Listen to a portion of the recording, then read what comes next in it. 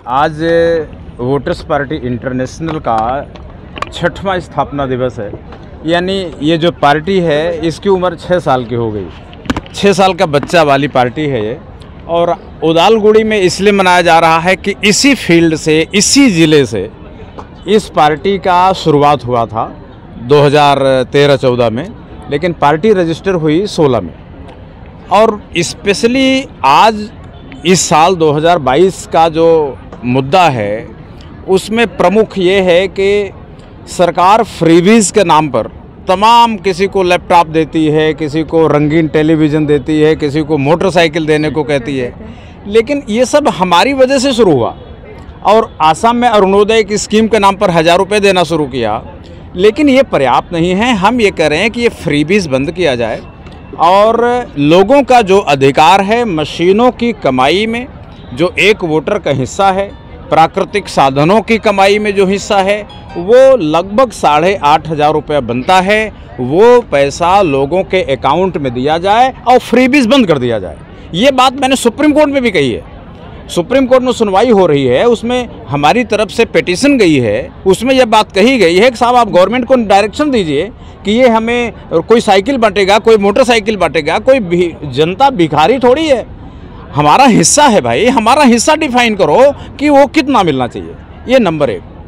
और अगर ऐसा हो जाए तो आसाम के हर आदमी को जो वयस्क हो गया, एडल्ट हो गया है, 8,500 मिलेगा। घर में 10 आदमी है तो 80,000 रुपये आएगा। और ये बात पार्लियामेंट की कमेटी मंजूर कर चुकी है। पैसा कहाँ से आएगा, इंतजाम कैसे होगा, ये सब कुछ हो चुका है। इसलिए बात बेईमानी है कि इतना इंतजाम नहीं हो सकता, असंभव है, मुश्किल है। अगर मुश्किल होता तो पार्लियामेंट कहती कहाँ मुश्किल है। संसद देने को तैयार है और सरकार भी तैयार है, लोग मांग नहीं रहे।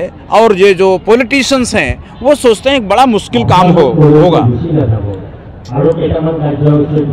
बात तो ये अधिकार मंजूर हो चुका है। आज उसकी जो 4 मुद्दे हैं उनमें प्रमुख मुद्दा ये था। दूसरा मुद्दा है एविक्शन का। एविक्शन जो प्रदेश में हो रहा है उसमें कानून तोड़े जा रहे हैं, अधिकारी लोगों को परेशान कर रहे हैं। आप लोग मुझे पैसा दो, नहीं तो आपका घर उजाड़ने के लिए आ जाएंगे। आसाम के गरीब लोग हैं, पढ़े लिखे लोग नहीं हैं, ये लोगों के ब्लैकमेल के शिकार हो रहे हैं। इसलिए सरकार को स्पष्ट करना चाहिए अपनी इविक्शन पॉलिसी कि आप इविक्शन करा के वो ज़मीन कहाँ ले जाएंगे। आप टाटा को देंगे, अंबानी को देंगे, अडानी को देंगे कि स्वामी रामदेव को देंगे। आप आसाम की जनता की जो ज़मीन छीन रहे हैं वो क्यों छीन रहे हैं?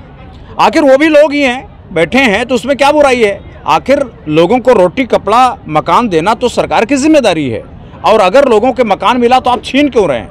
वोटर्स पार्टी इंटरनेशनल आज इस बात का प्रस्ताव पारित करेगी कि एविक्शन पूरी कार्यवाही सरकार को रोकनी पड़ेगी।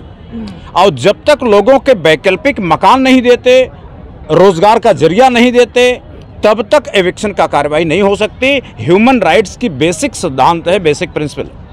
तीसरी बात है ईवीएम रोकने को लेकर। आज जो चुनाव हो रहे हैं, आम जनता विश्वास नहीं कर रही कि ये निष्पक्ष चुनाव हुए होंगे। लोग मानते हैं कि ईवीएम की रिमोट बटन है, उसे आगे बढ़ाओ तो वोट बढ़ जाती है, घटाओ तो घट जाती है। जिस पार्टी का बढ़ाओ उसकी बढ़ जाती है, जिस पार्टी घटाओ घट जाती है। यानी लोकतंत्र से, चुनाव से लोगों का विश्वास उठता जा रहा। वो विश्वास बनाए रखने के लिए ज़रूरी है कि ईवीएम हटाई जाए। और ये जो सत्ताधारी पार्टी है वो ईवीएम से चिपकी हुई है कि हम नहीं हटाएंगे। अगर ईवीएम का गलत फायदा आप नहीं उठा रहे हैं तो आपको हटाने से डर क्यों लग रही है? इसका मतलब कुछ न कुछ गलत फायदे आप ईवीएम को उठा रहे हैं। मूल बात संविधान में विश्वास, लोकतंत्र में विश्वास जनता का बने रहना चाहिए। इसलिए ईवीएम को उजाड़ना, उखाड़ना वोटर्स पार्टी का मकसद है। और जब तक ईवीएम रहेगी इलेक्शन में, तब तक अब ये पार्टी संघर्ष करती रहेगी और इसे हटाकर मानेगी। चौथी और अंतिम बात है कि रूस और यूक्रेन में युद्ध हो रहा है। आप कह सकते हैं ये तो आसाम से बहुत दूर है, आसाम के लोगों को खतरा नहीं है। लेकिन आप समझिए, ये युद्ध कभी भी विश्व युद्ध का रूप ले सकता है। उस युद्ध में चीन हमारा पार्टी है, चीन रूस का समर्थन कर रहा है। अगर रूस और चीन इकट्ठा हो गए तो भारत को अमेरिका का साथ देना पड़ेगा। अमेरिका का साथ भारत ने दिया तो चीन अटैक कर देगा। यानी यह है कि आसाम एक सीमावर्ती जिला है, सीमावर्ती प्रदेश है। यहाँ सबसे ज़्यादा खतरा है युद्ध का। अगर चीन से युद्ध होता है तो आसाम के आसमानों से पानी नहीं बरसेंगे, बम बरसेंगे, तब ये नहीं होगा कि रूस और यूक्रेन का युद्ध दूर था।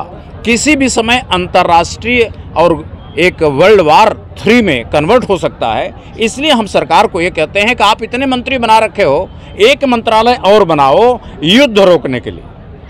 आप विकास के लिए बनाते हो, कृषि के लिए बनाते हो, युद्ध रोकने के लिए एक मंत्रालय बनाओ और संयुक्त राष्ट्र संघ को समझाए कि उसका जो संविधान है, चार्टर है, वो बड़ा पुराना हो गया है, वो बदला जाए। अब संयुक्त राष्ट्रीय सरकार बनाई जाए, विश्व स्तर पर एक सरकार हो।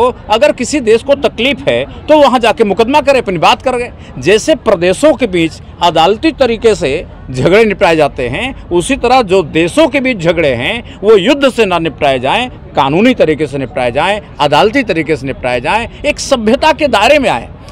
देश के अंदर कानून का राज और दुनिया पे जंगल राज, ऐसा क्यों होना चाहिए? तो हम भारत सरकार से मांग कर रहे हैं आज की इस रैली में कि भाई आप एक काम करिए कि आप एक मंत्रालय बनाइए और मंत्रालय बना करके आप एक नई संधि, अंतर्राष्ट्रीय संधि के लिए काम करें कि लोगों को जोड़ करके एक यूनाइटेड नेशंस को यूनाइटेड नेशनल गवर्नमेंट बदला जाए और वो दुनिया में युद्ध रोके। यही अपने 4 विषय हैं। डर गए होंगे तो अब डर तो उनकी मानसिक समस्या है, अब उसमें तो उन्हीं से पूछे कि भाई अपना डरते क्यों हैं। और बाहरी हैं नहीं, भारत का हर आदमी अपना है और वो बाहरी पार्टी के मुख्यमंत्री हैं। अगर उन्हें लगता बाहरी आदमी आके कुछ नहीं कर सकता, वो तो खुद ही बाहरी हैं। भारतीय जनता पार्टी तो फिर अगर उनके हिसाब से देखा जाए तो बाहरी पार्टी है, वो आसाम की लोकल पार्टी तो नहीं है। तो एक बाहरी मुख्यमंत्री को ये बात कहना भी नहीं चाहिए।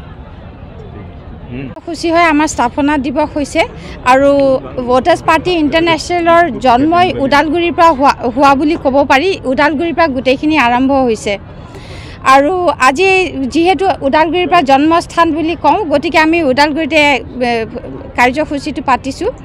ইয়াতে বিভিন্ন যিখিনি ক'লে ভাৰত বিশ্বআত্মা মহোদয়ে ক'লে, তাৰে মাজতে এটাই কথা আৰু এবাৰ সোঁৱৰাই দিওঁ যে যিটো ইউক্ৰেইন আৰু ৰাছিয়াৰ যিটো মাজত যুদ্ধ লাগি আছে, আজিৰ দিনত যুদ্ধ লাগাটো মানে কি, যুদ্ধ মানেটো কি হৈছে, যেতিয়া আমি সভ্যতাৰ দি আমি যদি নিজৰ কথা ৰাখিবলৈ নোৱাৰোঁ বা নিজৰ যিটো আমি বাৰ্তালাপ কৰি পেলাই সমাধান কৰিবলৈ নোৱাৰোঁ, তেতিয়া আমি সভ্যতাটো এৰি পেলাই আমি যুদ্ধ কৰিবলৈ লাগে। যুদ্ধটো আজিৰ দিনত সভ্যতা হ'ব পাৰে জানো? গতিকে আমি আজি এইটো এটা চৰ্চা কৰিম যে ইউনাইটেড নেশ্যনছ অৰ্গেনাইজেশ্যন বুলি সংগঠন এটা আছে, কিন্তু সেই সংগঠনটো কিমান কাৰ্যকৰী হয়, কোনো পাৱাৰ দিয়া নাই। তেওঁলোকে এটা সাজেশ্যন এটা দিয়ে, সেই সাজেশ্যনটো কোনোবাই দেশ মানিলে নামানিলে কোনো কথা নাই, আৰু সেইটোৰ পৰিণামো আমি চাইছোঁ যে যুদ্ধ হৈ আছে। গতিকে আমি এটা ৰাখিব বিচাৰিছোঁ যে আমাৰ ৰাষ্ট্ৰ পৰ্যায়ৰ পৰা আমাৰ মানে ইণ্ডিয়ান গভৰ্ণমেণ্টৰ তৰফৰ পৰা এইটো এটা চৰ্চা ৰাখিবলৈ লাগে। মোদী চৰকাৰক বহুত তেওঁক মানে প্ৰধানমন্ত্ৰী এটা যিহেতু তেওঁ আছে এনেকুৱা যোনে বহুত ৰাষ্ট্ৰই তেওঁৰ কথা শুনে। গতিকে আমাৰ ৰাষ্ট্ৰৰ পৰা যদি এটা উপদেশ যায় যে আমি চিভিলাইজ কাণ্ট্ৰি হৈ পেলাই যদি আমাৰ দুই কাণ্ট্ৰিৰ মাজত বা বিভিন্ন কাণ্ট্ৰিৰ দেশৰ মাজত যদি আমি বাৰ্তালাপ কৰি পেলাই এনেকুৱা এটা কোৰ্ট কৰক, চৰকাৰ কৰক, যেনেকৈ এটা আমাৰ ন্যায় প্ৰণালী এটা আমাৰ ভাৰত চৰকাৰত আছে, তেনেকৈ আন্তঃৰাষ্ট্ৰীয় পৰ্যায়ত কিয় কৰিবলৈ নোৱাৰে? গতিকে আমি সভ্যতাটো আৰু ওপৰত লৈ আনিবলৈ লাগিব। এইটো এটা আমাৰ মই ভাবিছোঁ ডাঙৰ বিষয়, যিটো চিন্তাৰ বিষয় এতিয়া আমি চবেই কৰিবলৈ আৰম্ভ কৰিলে এদিন নিশ্চয় হ'ব। আৰু নমস্কাৰ, মই এয়াই ক'ব বিচাৰিছোঁ।